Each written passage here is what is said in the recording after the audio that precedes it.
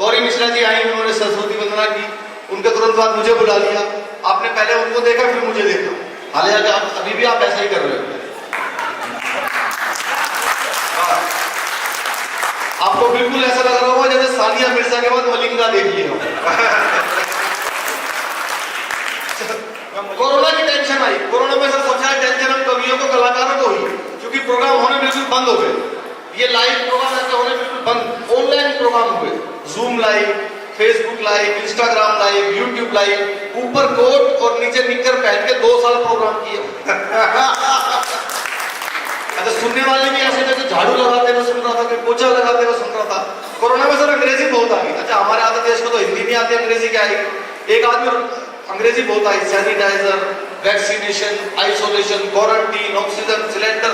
एक आदमी रोज मेरे घर पे आता, घंटी बजाता, बोला भाई साहब सैनिटाइजर दे दो। मैंने कहा मैं कहां से लाऊं? अगले दिन फिर घंटी बजाई, बोला भाई साहब सैनिटाइजर मिलेगा? मैंने कहा मैं कहां से लाऊं? अगले दिन फिर घंटी बजाई, बोला भाई साहब सैनिटाइजर लेके जाऊंगा।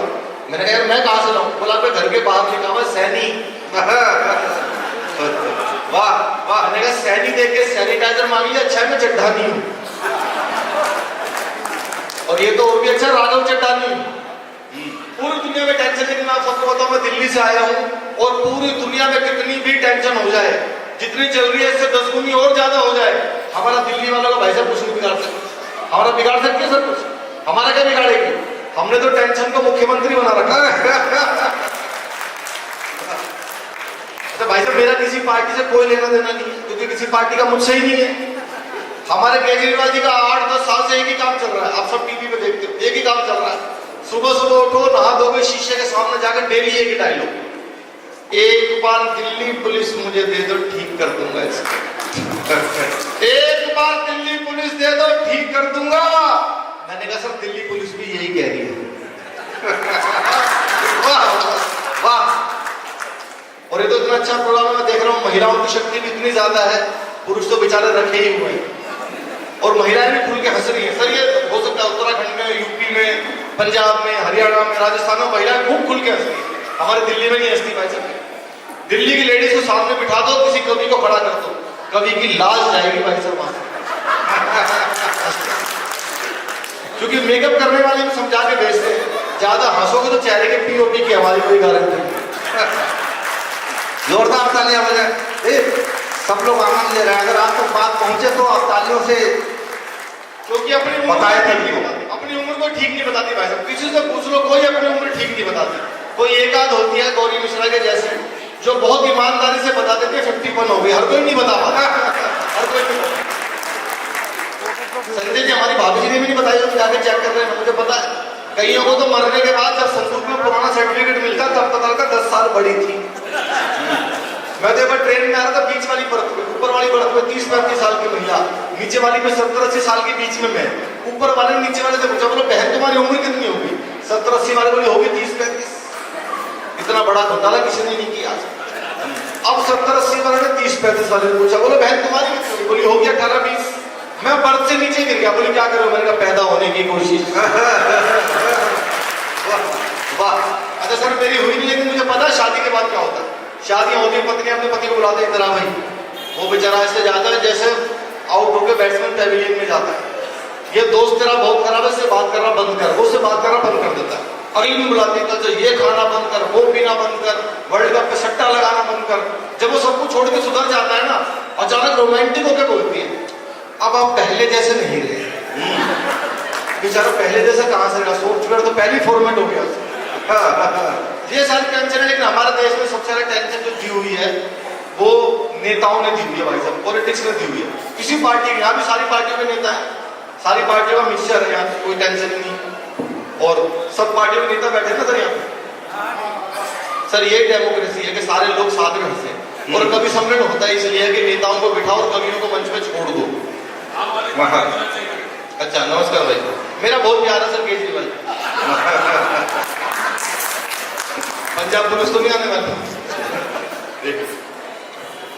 बहुत सारी टेंशन है। भाई साहब मुझे तो याद है दिल्ली में 4-5 नेता किसी गांव में दौरा कर रहे थे, पता नहीं कौन सी पार्टी के थे। सबकी गाड़ियां आपस में टकरा के सारे चल रहे थे। गांव का प्रधान निकल के आया, हिंदू का अंतिम संस्कार किया, मुस्लिम को दफन किया। सुबह पुलिस आई, गांव के प्रधान को बुलाया, बोला तूने सारे नेताओं को निपटा दिया, कुछ जिंदा तो नहीं था? गांव का प्रधान बोला जी एक तो बोल भी रहा था मैं जिंदा हूं, हमने सोचा झूठ बोल रहा हूं। और आपने सिद्धू जी का भाषण सुना है, एक बार बोलना शुरू करते हैं या तो भगवान रुकवा सकता है या इमरान रुकवा सकता है। पाकिस्तान में एक नया लड़का है, जैसे जाके माइक रखा, गुरु मैं कहता हूं तुझमें वो बात है, तू ही है जो सागर को नदी दशक को सदी बना देगा। माय डियर फ्रेंड, तुझमें वो कला है, नदियां नाले पर्वत झरने कागर सागर। बंदा डर का बोला जी माफ करो मैं तो माइक टेस्ट करने आया। हालांकि आज आए तो हम भी माइक टेस्ट करें। अच्छा कुछ नेता ऐसे होते हैं संजय जी जिनका भाषण बहुत देर से समझ में आता है, बहुत देर लगती है कि ये नेता क्या बोल गए। जैसे एक तो स्वर्गीय मुलायम सिंह जी, उनका भाषण सुनने में थोड़ा टाइम लगता था, समझ में आ जाता था। एक और है राजस्थान के पूर्व सीएम अशोक गहलोत जी, भाई साहब उनका भाषण समझ में नहीं आता।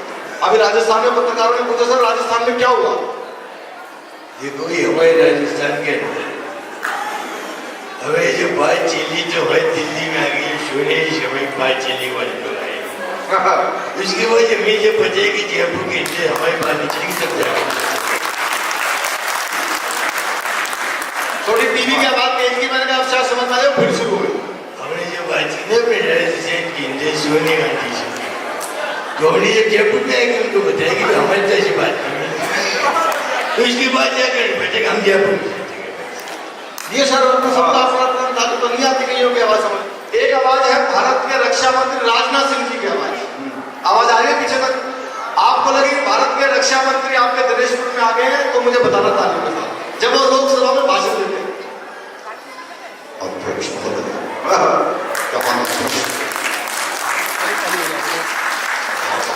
पाकिस्तान अभी तो मैं सारे सदन के समक्ष डंके की चोट पर कहना चाहता हूँ अध्यक्ष महोदय की पाकिस्तान से अब कश्मीर पर कभी कोई बात नहीं होगी, बात होगी तो ये अभी भी कोई बटन ढूंढ रहा है भाई, लगातार कर लो, पहले कर ही लो, एक बार कर लो, कोशिश करो। बाबा रामदेव ने कहा करने से होता है, करोगे तो होगा। वैसे मुझे पता है साउंड अगर वो पीछे वाला मॉनिटर अब यहाँ रख दोगे तो बिल्कुल ठीक हो जाएगा। एक आवाज आपको ऐसे सुनाता हूँ संजय जी की फरमाइश की, जो आपने पूरे देश में किसी के मुंह से नहीं सुनी होगी, ईश्वर की कृपा हुई और मैंने वो मिमिक्री की। कोई नहीं कर रहा भाई साहब, अगर कोई कर रहा होगा तो कर भी नहीं पा रहा होगा। हमारे देश के गृह मंत्री अमित शाह जी की आवाज, अमित शाह जी को बुलाओ पैसा दिनेशपुर के अंदर आपको लगे आज बंद कर दिया कि अमित शाह जी आ गए हैं तो मुझे बता भैया छेड़ो मत प्लीज मत छेड़ो। मेरा तो ठीक है, अमित शाह जी ने देख लिया तो बहुत बुरा हो जाएगा। उनका दो रूप दिखाता हूं। पहला तो जब वो आपके बीच में आकर वोट मांगते हैं, वोट मांगने आते हैं सारे नेता, तो कैसे वोट मांगते हैं। दूसरा यदि वो यहाँ पे आते हैं सुनी आवाज से कार्यक्रम में तो आपसे कैसे बात करते हैं। पहले देखना सर जब वो वोट मांगते हैं, देखिए ये राहुल बाबा कहते हैं इनको विकास दिखाई नहीं देता। राहुल बाबा आपको कभी विकास दिखाई नहीं देगा, आपकी आंखों पर तो इटालियन चश्मा चढ़ा हुआ है। तो मंच के सामने मौजूद बुजुर्गों, माताओं, बहनों और मेरे जिगर के टुकड़े जैसे युवाओं, मेरे साथ दोनों हाथों को उठाइए, संकल्प की मुट्ठी बीचिए और पूरी ताकत से बोलिए भारत माता की। यदि कोई यहाँ पे आते आपके बीच में, देखो भाई दिनेशपुर वालों, ये अनसुनी आवाज के सार्थकता के 3 वर्ष है, उस पर ये कवि सम्मेलन है। तो जितने भी लोग यहाँ पर बैठे हैं भाई वो ताली नहीं बजाते हैं, उनको हम देखेंगे, उनको देखेंगे। अच्छा नेताओं की मिमिक्री करो तो जैसे कोई यज्ञ होता है ना सर, जब तक उसमें पूर्ण आहुति ना डालो यज्ञ संपन्न नहीं होता। ऐसी नेताओं की मिमिक्री करो और उनकी मिमिक्री ना करो तो यज्ञ संपन्न नहीं होगा। ऐसे हमारे युवाओं की धड़कन, देश के यूथ आइकॉन, भारत के बहुत बड़े नेता श्री राहुल गांधी जी। भाई साहब हंसना नहीं, कॉमेडी में मेरे सीनियर है वो। आपको लगे राहुल जी आ गए हैं और कभी सम्मेलन समझा रहे आपको क्या होता तो मुझे बताना। पीछे तक आपको लगे कि राहुल जी आ गए। देखिए भैया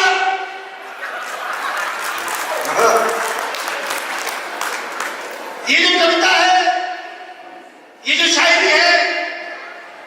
मोदी कैसे है, ये गोदी मीडिया आपको नहीं बताएगा, मैं बताता हूं। मैं बताता हूं भैया, कल मैं हरियाणा गया, खुद गया, एक किसान आया मेरे पास, आया सेल्फ फार्मर, मुझसे कहता है राहुल जी बारिश आई और मेरी फसल नष्ट हो गई। बारिश आई, फसल गई। मैंने उससे कहा खुले में क्यों बोते हो?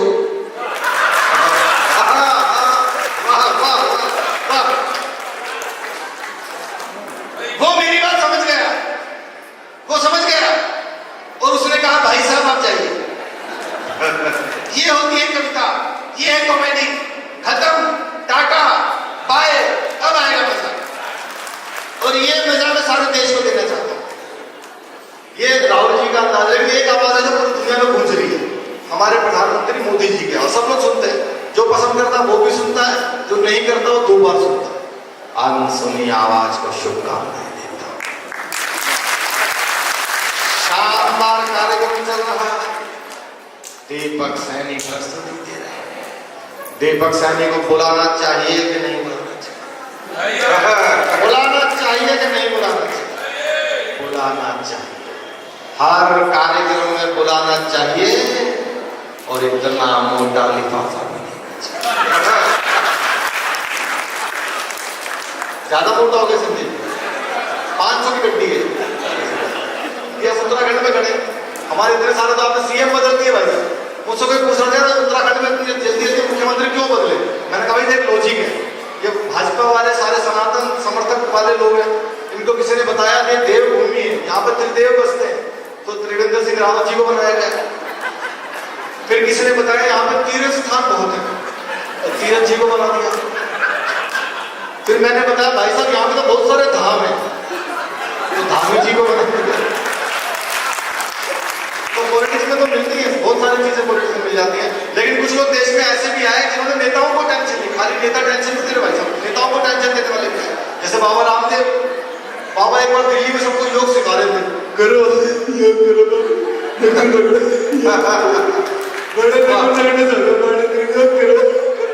तभी बाबा की एक आंख फड़कने लगी। किसी ने कहा बाबा आपकी आंख में कुछ प्रॉब्लम है क्या? नीचे बैठ जा, कपालभाति कर रही है, योग करो बावड़ी करो।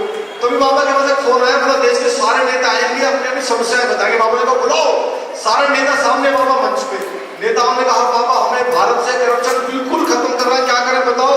कुछ नहीं करना, पहले चटाई बिछाओ, अब अपना पेट धीरे धीरे अंदर करो, इतना भी नहीं कि वापस आए तो किडनी भी पहचानने से निकला। तब एक नेता खड़ा हुआ, बोले बाबा पेट अंदर बाहर करने से करप्शन कैसे खत्म होगा? करता जब पेट तो कम होगा। बाबा ने अनुलोम विलोम कपालभाति प्राणायाम खूब करवाया, तो अचानक बाहर निकल के देखो करप्शन बिल्कुल खत्म हो गया। एक नेता ने कहा बाबा कैसे हो गया? तुम सारे यहाँ बंद हो, फैलाएगा कौन? वाह वाह वाह।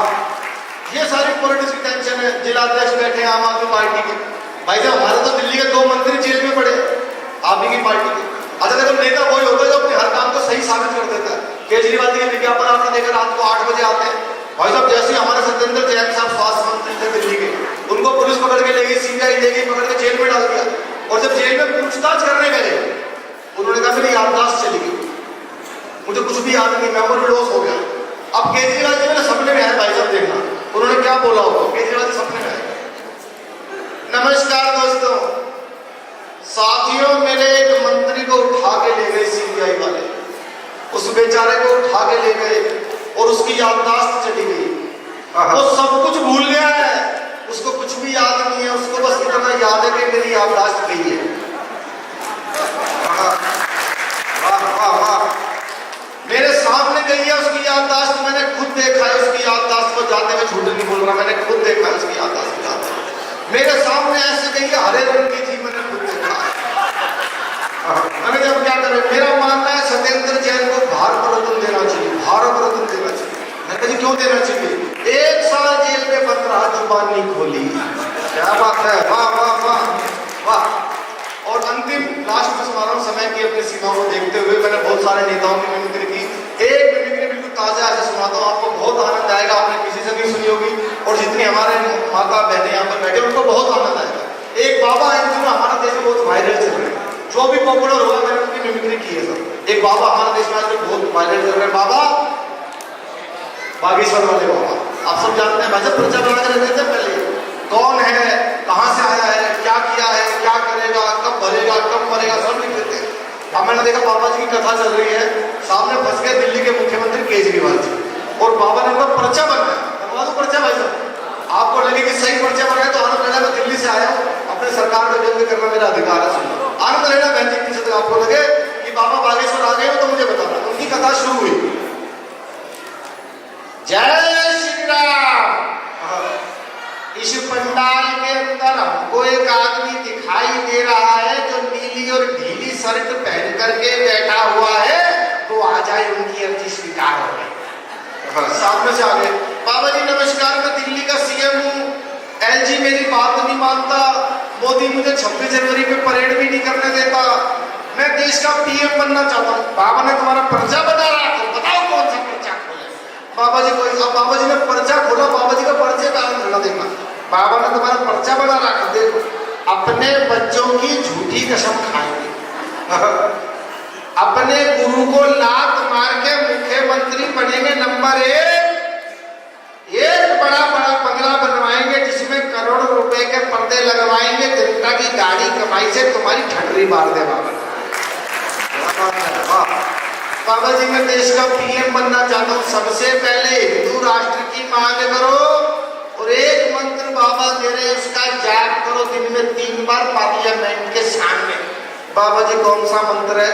हर हर मोदी घर घर मोदी। बहुत बहुत शुक्रिया, धन्यवाद आपको बहुत।